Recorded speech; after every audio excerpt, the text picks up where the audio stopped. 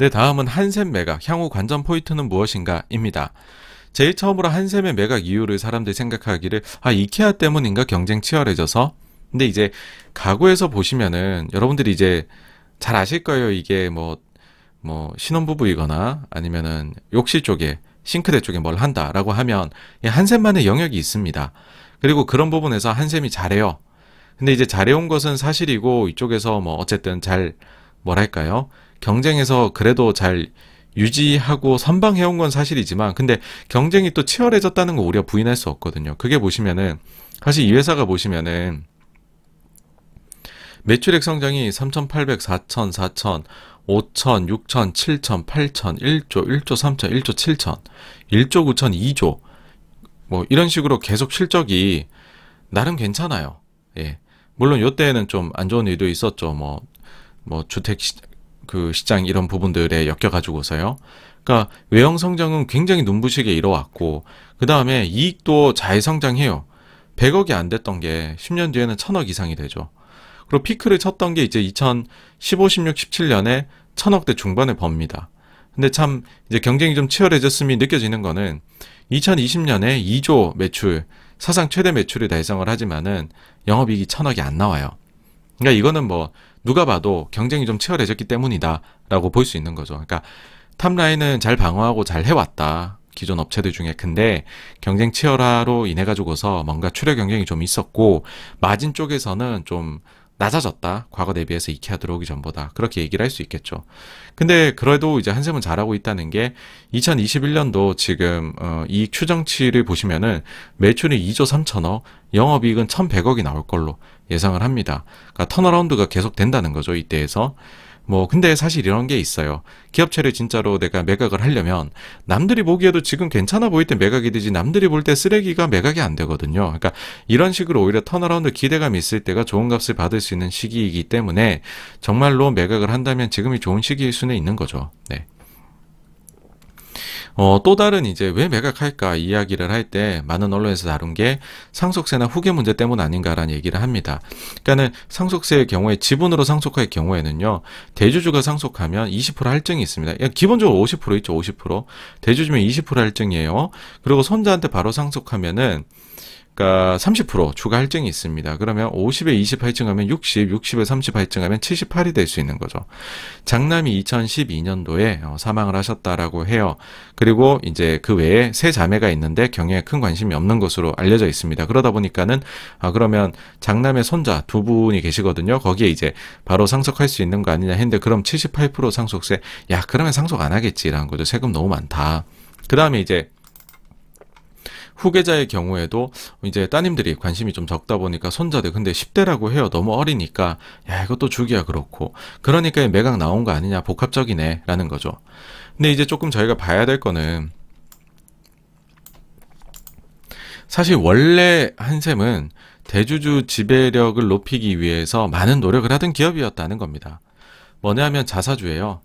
2006년에 12%였던 자사주가요, 2012년도에는 23.4%까지 자사주가 증가를 합니다. 조창걸 이제 그 회장님이시고, 조원찬 요분이 이제 장남이시죠.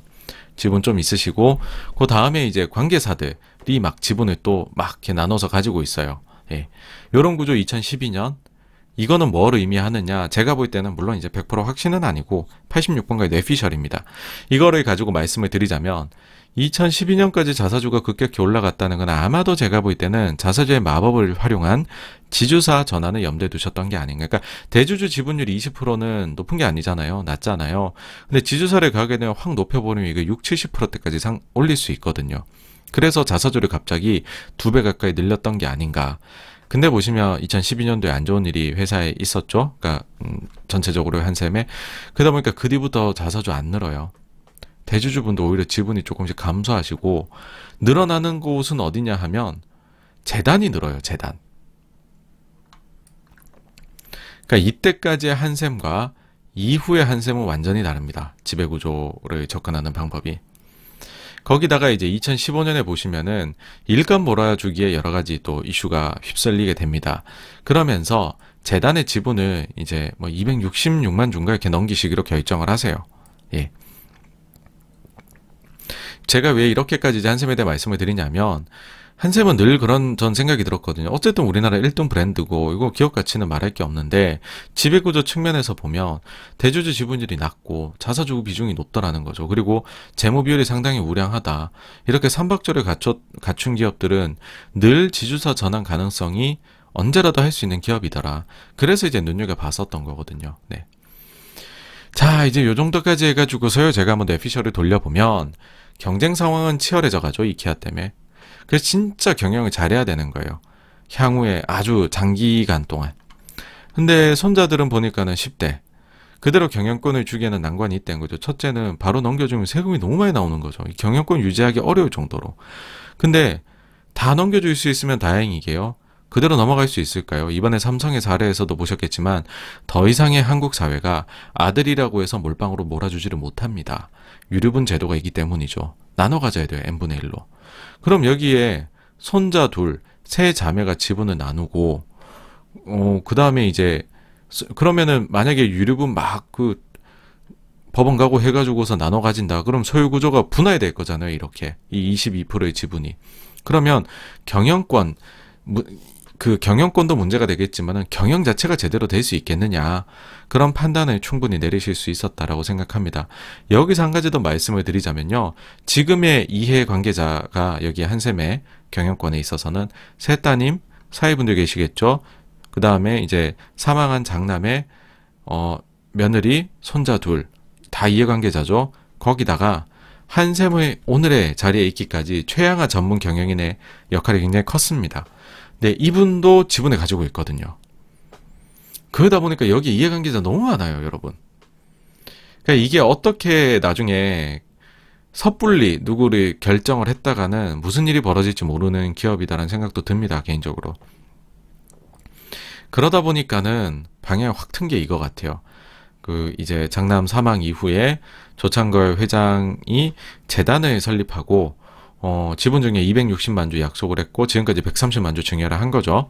요번에 이제 매각하면 추가로 130만 주분 어치를 맞출 걸로 예상이 됩니다. 지금 130만 주라는 건 어느 정도냐면요, 지분율 약 한샘에 대해 5.52%를 얘기를 합니다.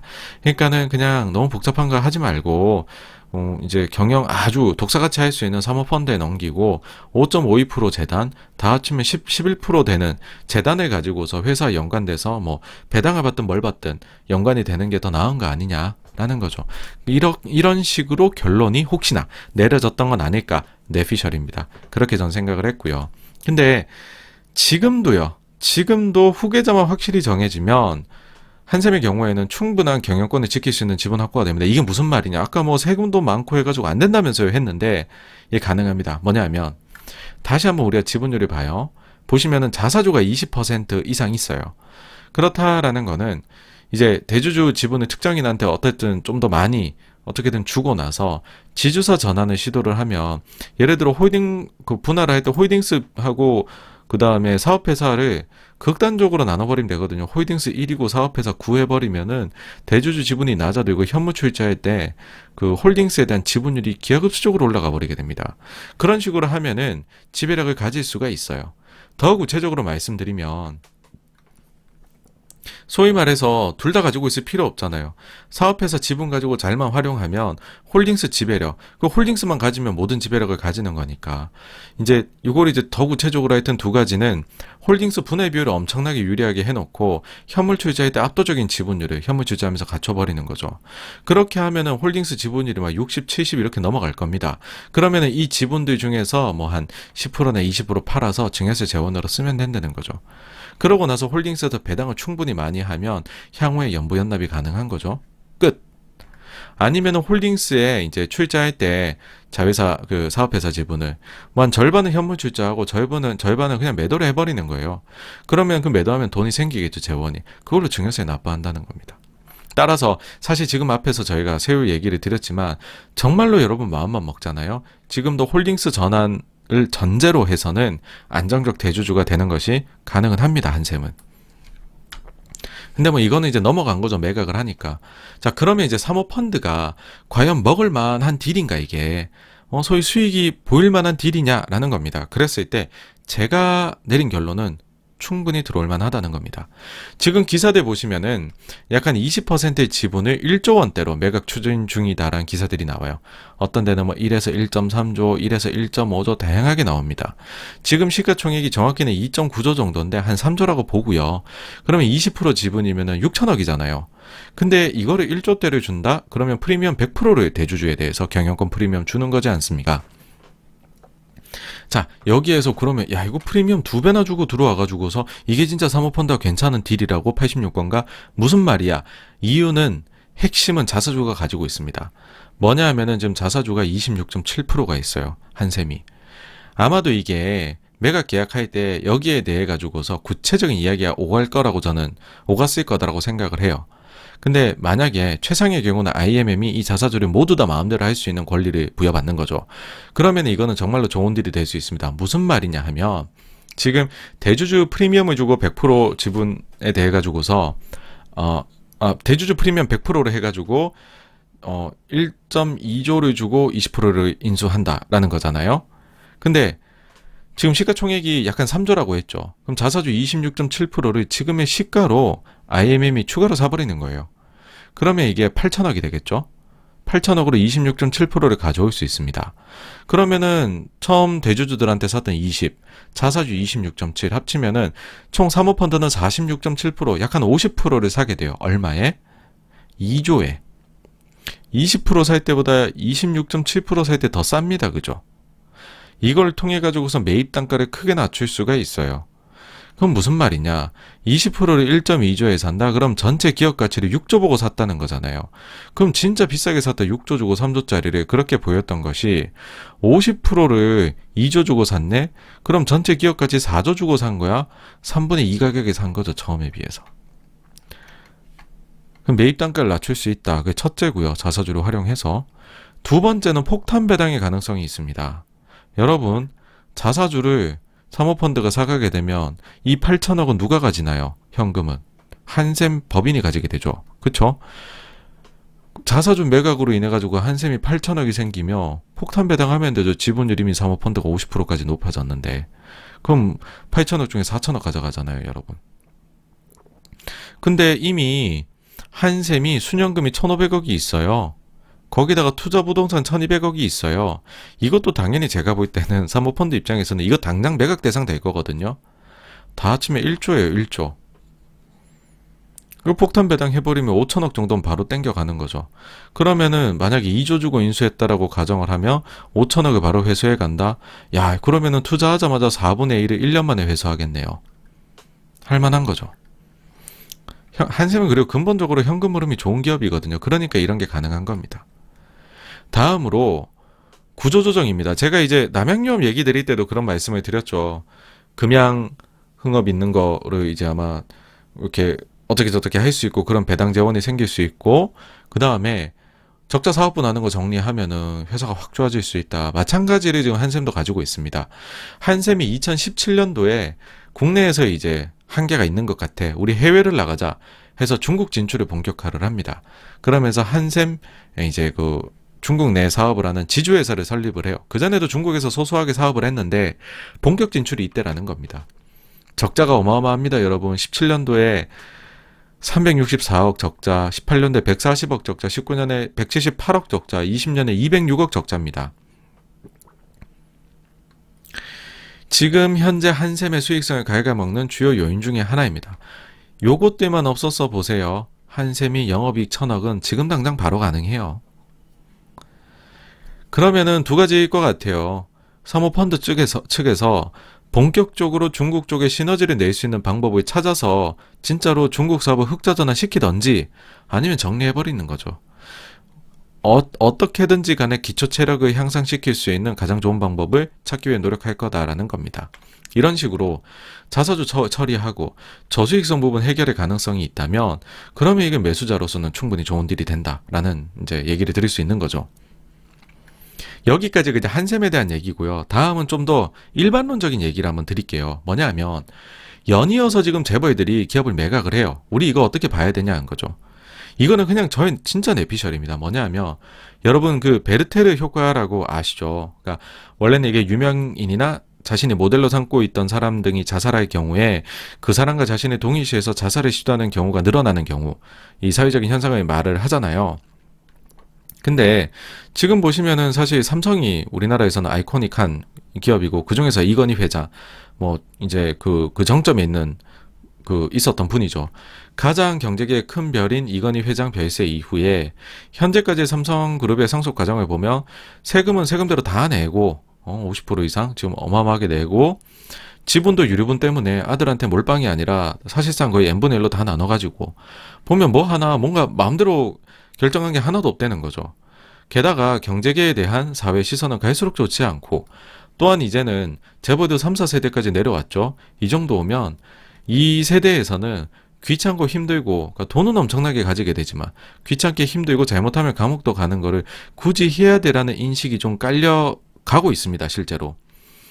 그러니까 그냥 내가 사업을 하기보다 그걸 팔아서 돈 가져서 그냥 그 돈 가지고 잘 살래 라는 성향이 강하게 나타나고 있어요. 그러다 보니까는 이제 이런 재벌 기업들의 매각이 하나둘씩 나오는 거다라는 생각이 들거든요. 근데 사실 이게 한국만의 문제는 아닙니다. 이게 우리보다 먼저 산업화의 과정을 빠르게 겪었던 나라들에서는 우리보다 더 빨리 나타나고 있는 현상이고요. 그러면 우리가 이제 여기서 아이고 세상이 이렇네요라고 할 게 아니라 기회를 잡아야겠죠. 그렇죠? 여기서 투자 아이디어를 잡아야겠죠. 이럴 때 역시나 케이스 스터디 하기 제일 좋은 시장은 일본입니다, 여러분. 제가 이제 일본 이런 거 다뤘어요. 요 86번가 1월 영상이 있습니다. 자수성가 비율이 낮은 대한민국 헬조선의 증거인가 하면서 일본이랑 비교를 한 게 있어요. 요거 보시면은 이해가 바로 되실 겁니다. 요거는 이제 자료를 좀 참고하시고요. 요거까지 하면 내용이 길어서 요건 패스를 하겠습니다. 자, 이런 사회 분위기 변화 속에서 사업 기회를 발견한 기업이 있습니다. 일본에 니혼 M&A라는 일본 M&A라는 기업이 있어요. 일단은 주가부터 봐야 저희가 또 이 화끈함이 어떤지 알 수 있잖아요. 주가 보십시오, 여러분. 2006년에 85엔짜리가 3,100엔입니다, 지금 주가가. 이 회사가 1991년에 창립이 됐거든요. 주가가 얼마나 많이 오른 거예요. 어마어마하죠. 시가총액은 1조 엔이니까는 우리 돈으로 이제 10조 원 정도 되고, PER이 90배예요. 90배. 이 회사의 사업 모델은 뭐냐 하면, 일단 배경이죠. 일본도 후계자에 대한 고민이 많았고 저성장으로 인해서 사업을 계속 이어가는 것이 맞느냐 아니냐에 대한 고민이 많았습니다. 우리보다 더 많았을 수도 있죠. 일본은 더 크게 저성장을 지금 오랜 기간 겪고 있으니까. 그리고 일본도 상속세율이 높죠. 높은 나라 중에 하나죠. OECD 중에서. 그러니까 세금 고민이 당연히 컸던 곳입니다. 그러다 보니까 이러한 이제 이런 후계자 고민이 있는데 우리 이거 어떻게 해야 돼? 이거를 내가 좀 처분을 할까 말까? 근데 적당한 매수자를 찾을 수 있을까라고 했을 때 요런 기업들의 고민들을 제일 잘 알고 있는 사람이 누굴 것 같으세요, 여러분? 회계사입니다. 회계사들이 각종 이제 기업들에 가가지고서 이 감사는 해야 되잖아요. 회계 감사는. 그러다 보면 속속들이 알고 있는 거죠. 근데 A라는 기업 갔더니 우린 매각하고 싶어. 근데 B라는 데는 가봤더니 요런 기업 없나 우린 사고 싶은데, 이것들이 다니면서 이 네트워크를 잘 형성하고 있는 것들이 하여튼 이제 잘 알고 있는 것들이 회계사인데, 근데 요 분들에 대해서 니온 M&A가 확실한 인센티브를 보장하는 구조를 만들어냅니다. 그러면서 니온 M&A는 회계사들이 서로 먼저 M&A를 제안하는 그런 이제 그 정보나 딜의 중심이 돼버리죠. 특히 중소기업들 중심으로 해가지고서요. 그러면서 빠르게 성장을 합니다. 근데 이 회사는요, 실제로 저도 이제 만나 미팅을 해봤었어요. 이제 미팅을 해봤는데 처음에는 여러분 주가도 이렇게 계속 올랐고 아니 뭐 PR이 90배인데 이거 사고 싶다는 생각이 안 들잖아요. 근데 만나고 나면 사고 싶은 생각이 한 5분 만에 들어버려요. 왜냐하면은 딱 3페이지만 보여주면은 이 세상 누구라도 이게 설득이 되는 그런 로직이 있어요, 얘네가.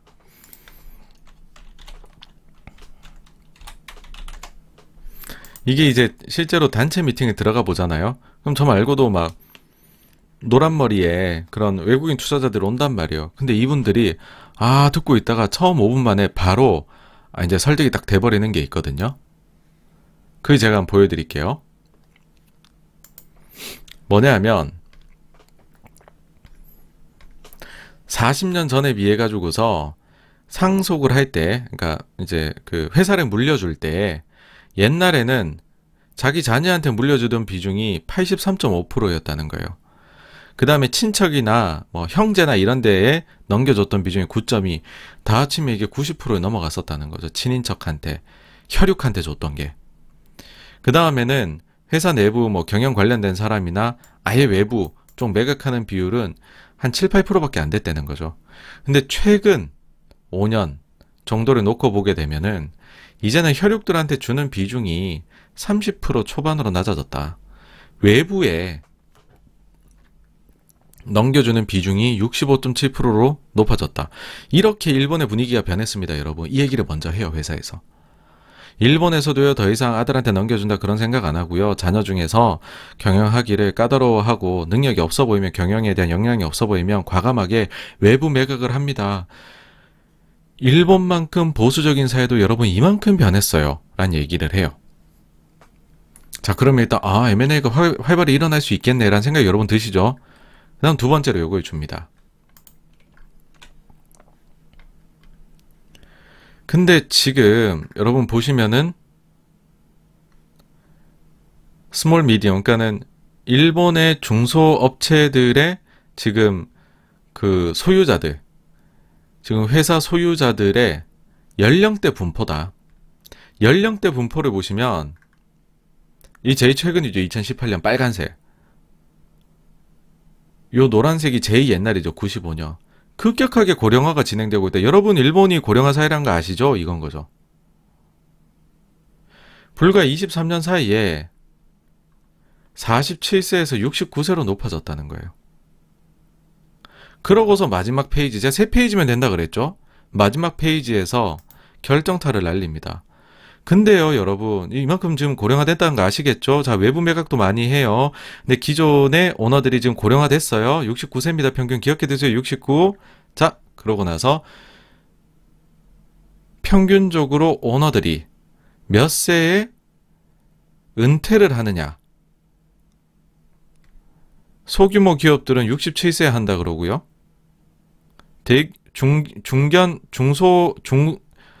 중형 규모 기업들은 70세에 한대요.